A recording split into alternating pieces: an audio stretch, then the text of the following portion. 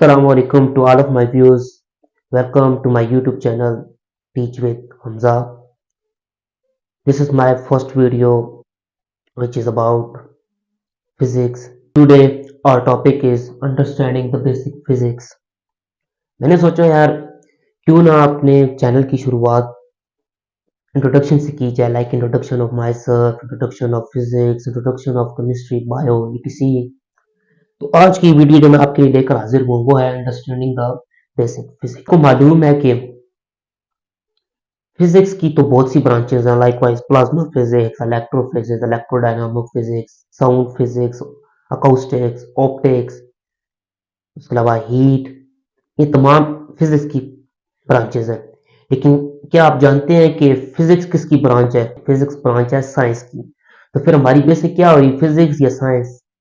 Science, exactly. Basic जो है वो साइंस है। तो सबसे पहले हमें साइंस को डिफाइन करना होगा। साइंस को कैसे डिफाइन किया जाता है? Let's dive into that motion. Science क्या होती है? तो बहुत से स्टूडेंट इसको आसान सा क्वेश्चन समझकर इग्नोर कर देते हैं कि यार ये साइंस, आप ये मुझसे पूछ रहे हैं, बच्चों वाला क्वेश्चन पूछ रहे हैं। और काफी स्टूडेंट ऐसे होते हैं जो इसका आंसर तशरीह में दे देते हैं, जी वो कौन साइंस हो रहा है, हमारे अंदर ये साइंस हो रहा है, वो फिजिक्स, ये बिजली और ये साइंस हो रहा है, वो। अरे बाबा ये मिसालें हैं।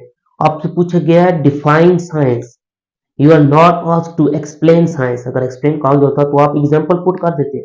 Definition of science according to me myself, so ये डेफिनेशन हमें ये बताती है कि science is not anything but a knowledge. What about? It's about observation and experiment. Basically मुशाहदात और तजुर्बात से हासिल किया गया इल्म साइंस कहलाता है। हम जब फिजिक्स पढ़ते हैं, फिजिक्स, तो फिजिक्स में पहले थ्योरी पब्लिश होती है, फिर उसका एक्सपेरिमेंट किया जाता है। आया ये थ्योरी सही है या रॉन्ग है, तो फिर उसको प्रोसेस से गुजारा जाता है, उसका टेस्ट किया जाता है। तो जो थ्योरी ऑथेंटिक होती है उसको थ्योरी माना जाता है, और जो नहीं रिजल्ट दे सकती उसको डिफॉल्ट कर दिया जाता है। लेकिन केमिस्ट्री में बिल्कुल इसके ऑपोजिट है। केमिस्ट्री में हम केमिस्ट्री लैब में पहले प्रैक्टिस करते हैं, मुख्तलिफ केमिकल्स का आपस में मिलाप करते हैं, और फिर उनके जरिए हम एक ऐसा प्रोसेस निकालते हैं जिसको हम कुछ नाम देते हैं, कुछ भी ऐसा मटेरियल देते हैं, कुछ केमिकल का कुछ रिजल्ट, किसी कंक्लूजन पर हम पहुंचते हैं विद एक्सपेरिमेंट। लेकिन फिजिक्स फिजिक्स इसके बिल्कुल अपोजिट। फिजिक्स में हम नताइज के एक्सपेरिमेंट करते हैं, लेकिन केमिस्ट्री में बिल्कुल इसके अपोजिट है, वहां पर हम एक्सपेरिमेंट से नताइज हासिल करते हैं। So without wasting any much of your time guys, let's start. What is physics? बहुत से स्टूडेंट को ये तारीफ आती होगी, वो बिल्कुल एग्जैक्ट तारीफ है कि physics is the study of matter, energy and it's interaction. is the study of matter, energy and their interaction.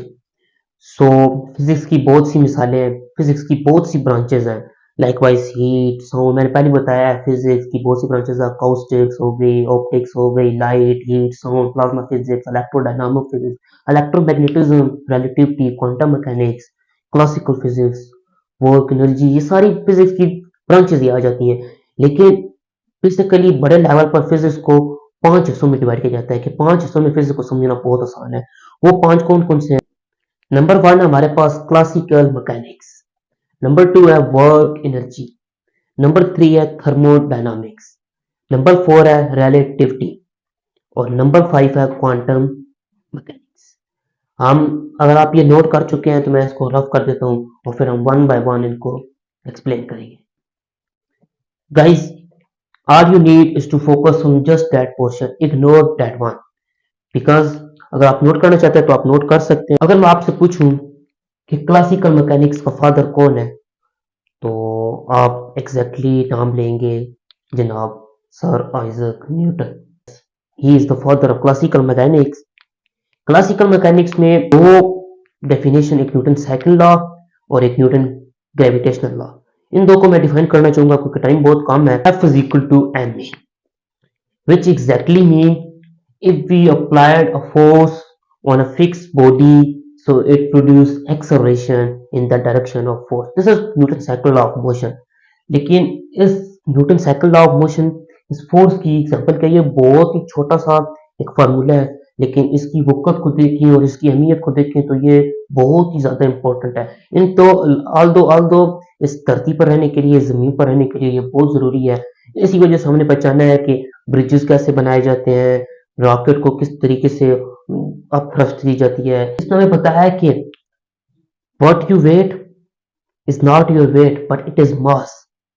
Wait is your mass is weight when you multiply your mass with G. 50 kilo वजन है तो मेरा वो 50 kilo वजन नहीं है बल्कि मेरा 50 किलो मास है। मेरा वजन अगर हम करें 490 न्यूटन, तो मेरा वजन कितना हुआ 490 न्यूटन।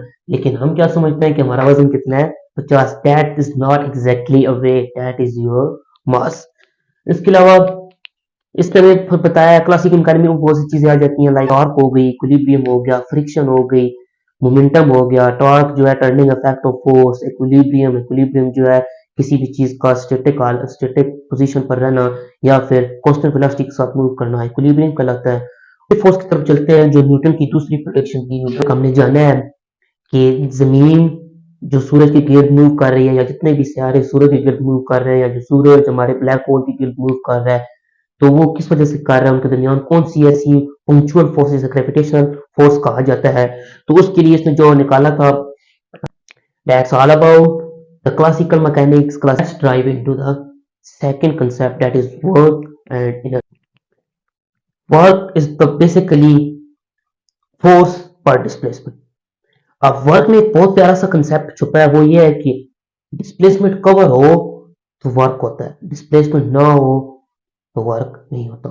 और अगर आप फोर्स लगा रहे हैं तो आप काम कर रहे हैं, अगर फोर्स नहीं लगा रहे और डिस्प्लेसमेंट कवर कर रहे हैं तो वो आप काम नहीं कर रहे हैं। लाइकवाइज ये लाइकवाइज ये पेन है, ये मार्कर है, दोनों यहाँ पर पड़े हैं। अब मैंने मार्कर को एक को उठाया है, वो यहाँ पर आया है। अब मैंने इसको फोर्स लगाई है और इसने डिस्प्लेसमेंट भी कवर किया है। किस तरफ, बिल्कुल exactly on the same direction of force. So it's mean इसने वर्क किया है। अब वर्क और एनर्जी इन दोनों का इक्विवेलेंट कंसेप्ट है। एनर्जी की जो बेसिकली तारीफ होती है वो होती है energy is the ability to do something. यहाँ पर अगर आप देखें मेरे पास ये मार्कर है, अब मार्कर को मैं जब ड्रॉप करूंगा तो ये नीचे गिरेगा।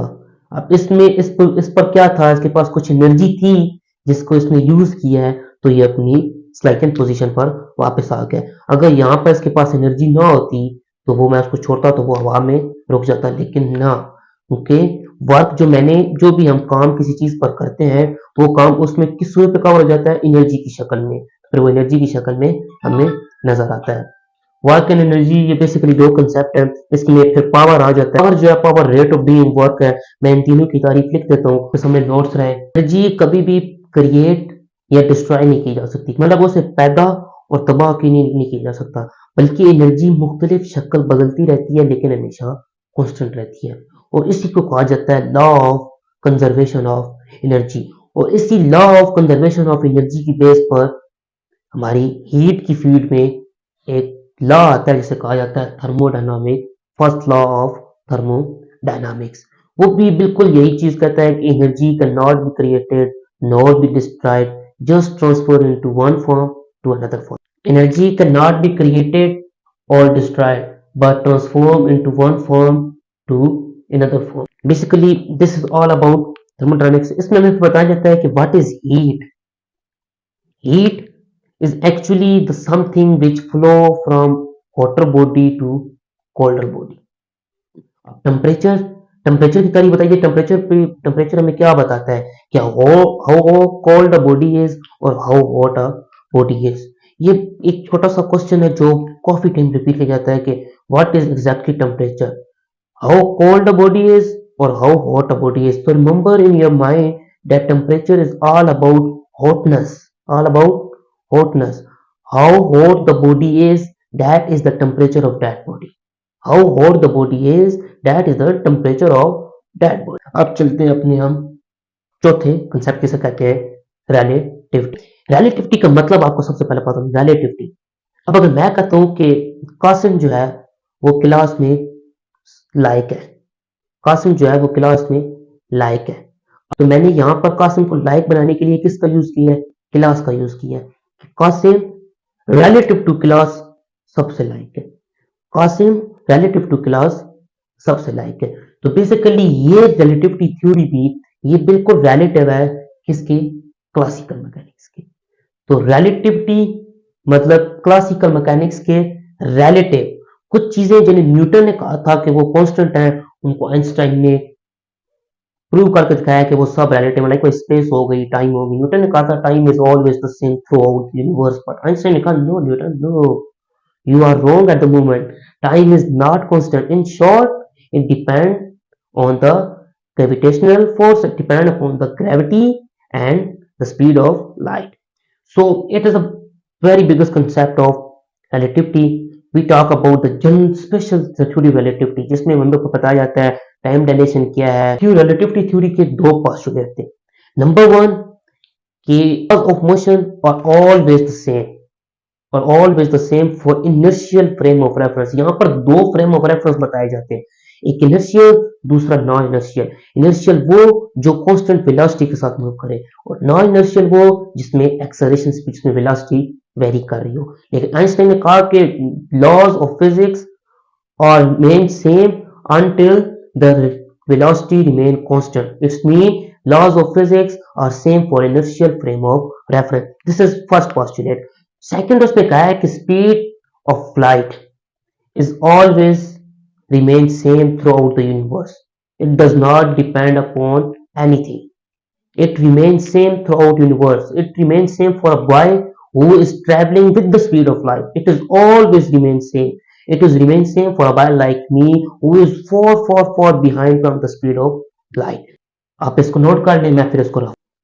चलते हैं अपने लास्ट टॉपिक की तरफ, जिसका नाम है quantum mechanics. Quantum mechanics, it is all though relative to classical mechanics. Classical mechanics is the motion. Mechanics का मतलब होता है बेसिकली मोशन, मोशन किसी चीज का हरकत करना। क्लासिकल मैकेनिक्स बड़ी चीजों की हरकत, बड़े लेवल पर किसी चीजों का हरकत करना। Likewise we are, likewise you are watching me, likewise everything, likewise moon, sun, these things are discussed in classical mechanics. But the things what are we made up of? Actually we are made up of atom. An atom consists of a proton, neutron and electron. So study of that quantum particles, quantum मतलब होता है छोटे particles, study of that quantum particles are laid in the field of physics which we call quantum mechanics. वैसे तो बहुत से laws हैं, लेकिन मैं आपके साथ थोड़ी सी दो के तीन पर बहस करना चाहूंगा। सबसे पहले आती है प्लैंक थ्योरी या प्लैंक मॉडल। प्लैंक ने हमें यह बताया है कि जो लाइट है, लाइट ये कंटिन्यूसली एनर्जी इमिट नहीं करती, ना ही इलेक्ट्रॉन कंटिन्यूसली एनर्जी इमिट करते हैं। रदरफोर्ड के मॉडल को बोर ने ठीक किया था। बोर ने कहा था कि अगर इलेक्ट्रॉन कंटिन्यूसली एनर्जी इमिट करते रहे तो एक टाइम आएगा कि उनके पास एनर्जी नहीं रहेगी और वो इलेक्ट्रॉन न्यूक्लियस पर गिर जाएंगे और न्यूक्लियस कोलैप्स हो जाएगा।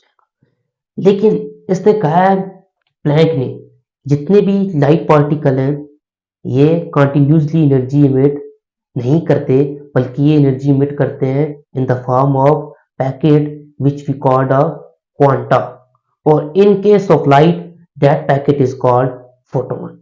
इसकी theory all about energy of particle पर है। अब दूसरी थ्योरी की तरफ चलते हैं। दूसरी थ्योरी है हमारे पास डी ब्रोली हाइपोथेसिस। इसने कहा है कि एक एटम जो है, एटम, इसका कहना था कि एक एटम के गिर्द जो इलेक्ट्रॉन होते हैं उनकी हम एग्जैक्ट पोजीशन या एग्जैक्ट स्पीड मालूम नहीं कर सकते।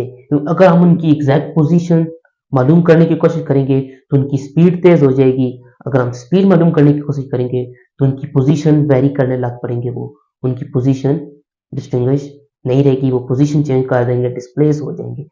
सो इसके कहने का मतलब था कि change in x, change in p is always remain constant divided by 4 pi.